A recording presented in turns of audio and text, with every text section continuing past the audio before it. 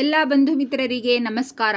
ಹೊಸ ಹಡಗು ಸಮುದ್ರ ಪ್ರತಾಪ್ ಮಾಲಿನ್ಯ ನಿಯಂತ್ರಣ ಭಾರತೀಯ ಕರಾವಳಿ ಪಡೆಗೆ ಸೇರಿದೆ.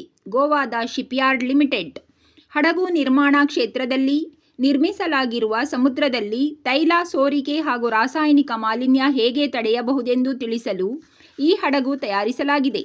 ಆಧುನಿಕ ಆಗಿರುವ ಈ ಹಡಗು ಭಾರತದ ಸಮುದ್ರದ ಶಕ್ತಿ ಹೆಚ್ಚಿಸುತ್ತದೆ.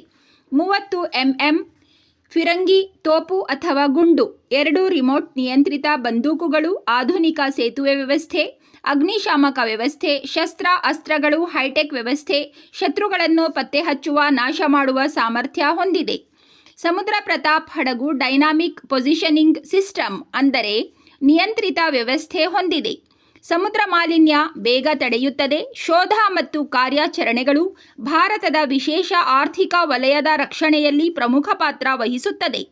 ಭಾರತೀಯ ಕೋಸ್ಟ್ ಗಾರ್ಡ್ ಸಾಮರ್ಥ್ಯ ಹೆಚ್ಚಿಸುವುದರಲ್ಲಿ ಸಮುದ್ರ ಪ್ರತಾಪ್ ಒಂದು ಹೆಜ್ಜೆ ಮುಂದೆ ಇಟ್ಟಿದೆ. ಕೋಸ್ಟ್ ಗಾರ್ಡ್ ಅಂದರೆ ಸಮುದ್ರ ಭದ್ರತಾ ಸಂಸ್ಥೆ.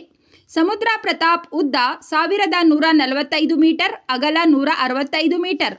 ಭಾರತದಲ್ಲಿ ಸಮುದ್ರ ಸಂರಕ್ಷಣೆಗೋಸ್ಕರ ಮಾಡಿರುವ ಸಮುದ್ರ ಪ್ರತಾಪ್ ಒಳ್ಳೆ ಕೆಲಸ ಮಾಡಲಿ ಎಂದು ಆಶಿಸೋಣ.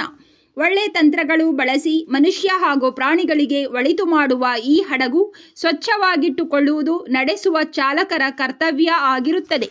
ಸಮುದ್ರ ಪ್ರತಾಪ್ ಒಳ್ಳೆ ಕೆಲಸ ಕಾರ್ಯಗಳು ಮಾಡಲಿ ಎಂದು ನಾವು ಬಯಸೋಣ. ಲೈಕ್, ಶೇರ್, ಸಬ್ಸ್ಕ್ರೈಬ್ ಮಾಡಿ ಪ್ರಿಯ ಬಂಧುಗಳೇ.